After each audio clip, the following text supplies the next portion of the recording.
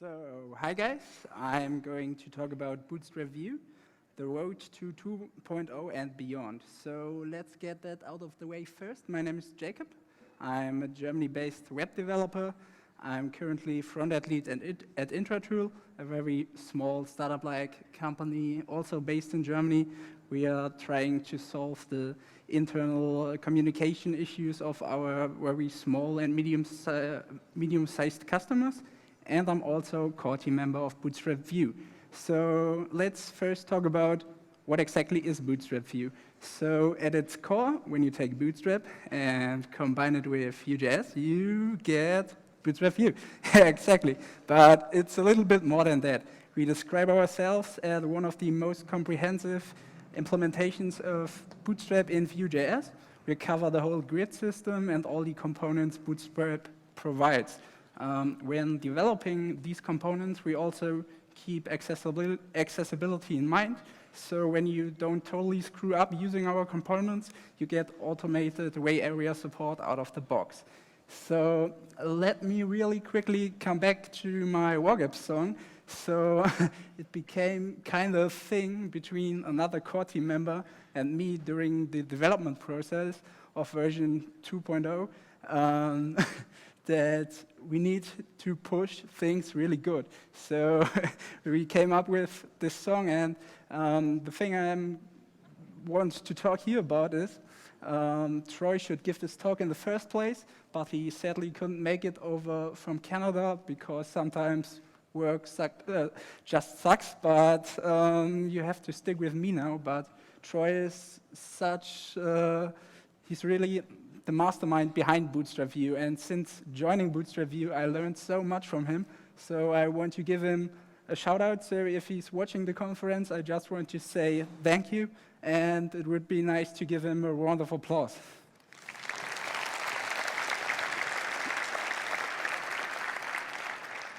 So thank you for that. Let's head over to our road to version 2.0. So the first, or Puya, I think you know him from nuxt.js. He initially came up with BootstrapVue way back in 2016, and our documentation way back then looked something like that. And a quick side note, it was kind of difficult to actually get that screenshot. I had to check out that version locally, had to downgrade my Node.js version, and had to take the screenshot from that. So yeah, that's that. And about a year later, actually, I made my first contribution to BootstrapVue, and it was just a really minor one. I just corrected a typo in the documentation, but it was a start.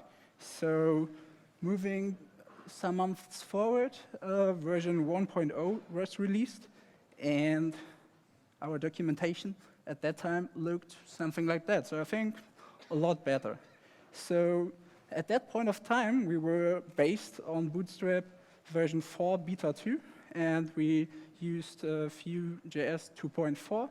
We had right about 36 components, and we had initial downloads of 15,000 downloads a week on NPM. Our documentation was also gaining some nice views, and from that on, I started to contribute a little bit more. In December 2017, I actually made my first fix commit to BootstrapVue. Again, a really minor one, just correcting some type error in a property declaration, but that landed actually in version 1.4 on the same day.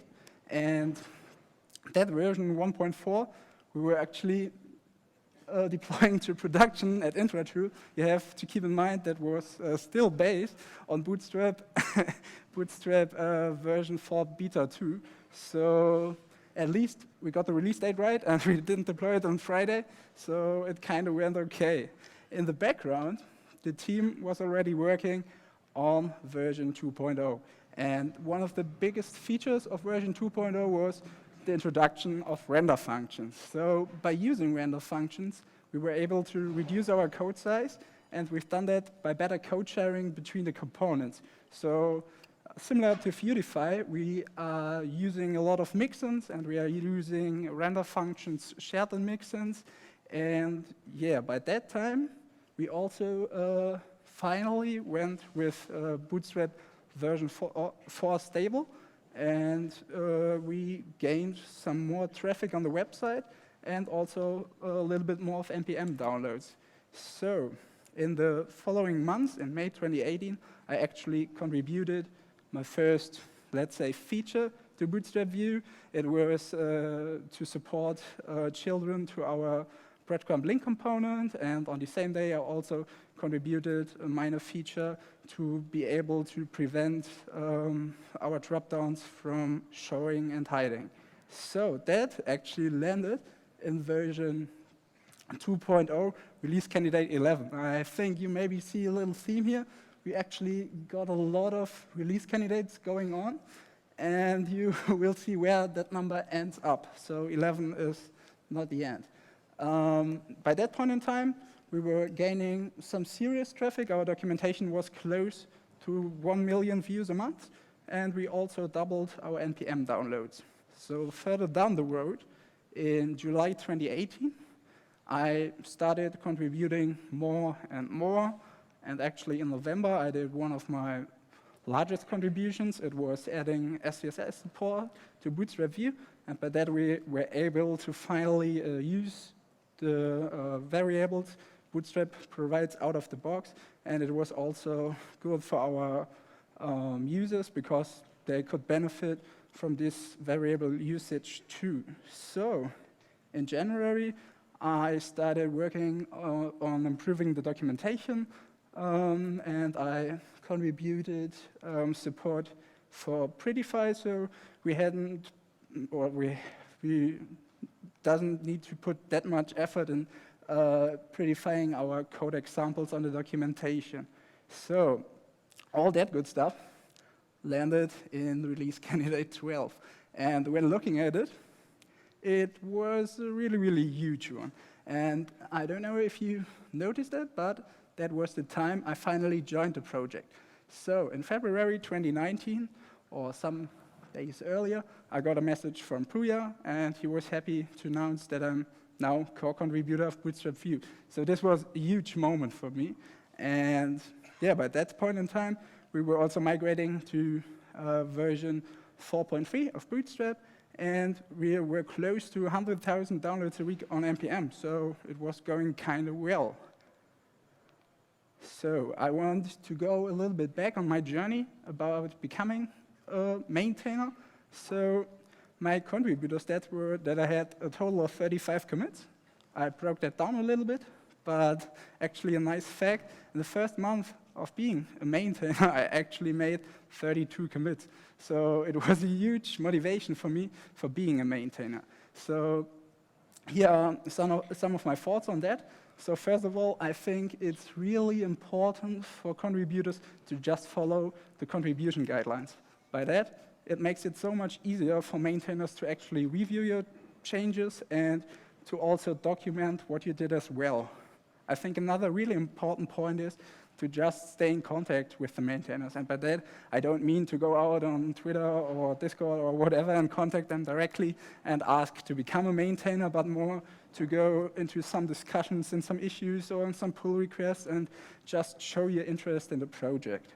And I think another really important point is to start really small. So you saw it before. I just started by fixing some really minor typos, and my commits got better and better and better. So another thing is just be patient. Me, for myself, it took about 1.5 years to actually become a contributor, to become a maintainer. I think it can be much faster, but yeah, just keep contributing if you like the project. So here are also some thoughts about maintainers. So I think it's important to just look after your community. When you see some contributors doing awesome work, just give the contributors a chance. So that will benefit in the end to build up a solid team. I think at our project, it's kind of interesting, and Puya can tell you a lot about that. He started the project, but now he's more into nuxt.js. And because he built up a solid team, we were able to continue to grow and grow and grow because there are other team members that can still work and still enjoy working on BootstrapVue, even if he's up to some other work. So let's continue our road to 2.0. So to finish things up, we needed to cover all the components missing. So Bootstrap introduced a new toast component, so we covered that. Also, we enhanced our tree shaking capabilities. Our users are now able to import all of our components, our directives, and all of our plugins from a single place. And another thing was the introduction of portal view. So we are using that for a lot of components, like modals or our tabs. And another nice addition was finally global settings. So you are able to configure translations we use in some of our components, or you can define a global button size. Another really requested addition was the TypeScript declarations. So we added those in, and also we improved on our documentation that finally looks something like that. So we are also trying to improve on accessibility and also introduce unit tests for all of our components. So that good stuff all landed in release candidate 28, which was actually our last release candidate. So yeah, I think no one should actually release 28 release candidates, but yeah, you can do better than us. So at that point in time, we were using Vue.js 2.6, and yeah, the components increased quite a lot, but now I'm counting all the sub-components we exported in this enhanced tree shaking build as well, and our NPM downloads also increased a lot.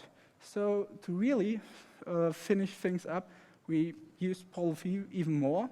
So we finished our popover and tooltip we implemented our tooltip and popover components with that. By that we got enhanced reactivity, and we also removed all the deprecations, and we corrected some minor bug fixes.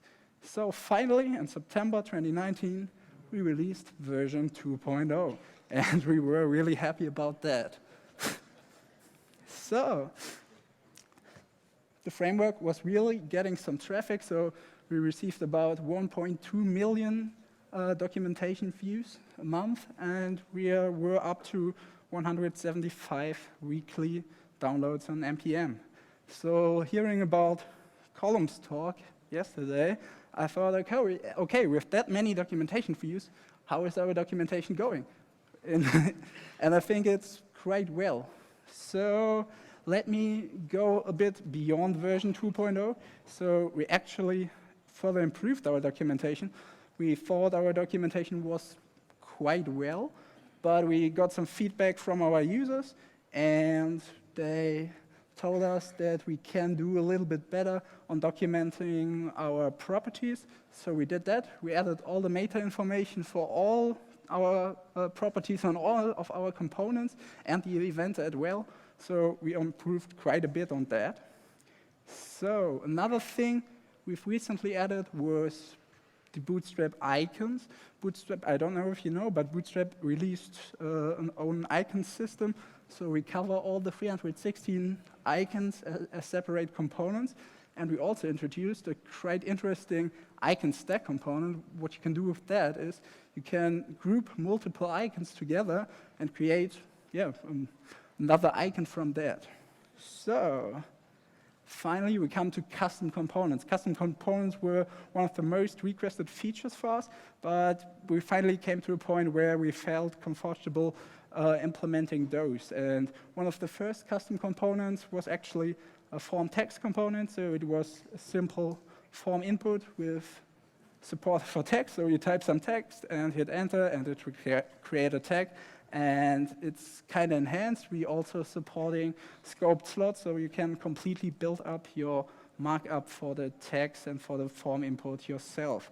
And another component we are really proud of is our new calendar component. This one is really focused on accessibility, and I will go a bit into that now. So in general, accessibility for us is really important. Troy is really into that. And I think we got some great talks on that already. So I'm happy that is already covered, but I'm showing a little bit here. So first of all, We start off with designing components with accessibility in mind first. And we also use always semantic HTML5 components, and we add role and area attributes to give some proper context. We also test our accessibility implementations by screen readers, for example, on Mac with VoiceOver, and we also improve over time. Actually, Troy is currently working on some improvements on accessibility on GitHub. So I created a little demo, and I hope you can see that over there. When tabbing through the navigation, you get a lot of information where you currently are, what your possibilities are to navigate, and when we finally reach the last calendar navigation item, we jump into the calendar, and from there on, we can navigate with the arrow keys and get proper information about where we're currently at. And we can always jump back to that navigation by hitting Shift and Tab. So we see that in a moment. Yeah. So that brings me to where we are currently. So currently, we are at version 2.5. And here are some stats about our project. First up, our issues. We currently have 75 open issues. In general, we receive a lot of questions in our issues, and we are always up to answer them as fast and as good as possible. So you see, over 2,000 closed issues is kind of a lot, and especially I think that number is impressive. On our closed pull requests, we use pull requests internally a lot, but we also receive great contributions from our contributors. So we're currently still using the latest version of Bootstrap, so version 4.3. We're also using Vue.js 2.6, and our test coverage is, I think, great as well.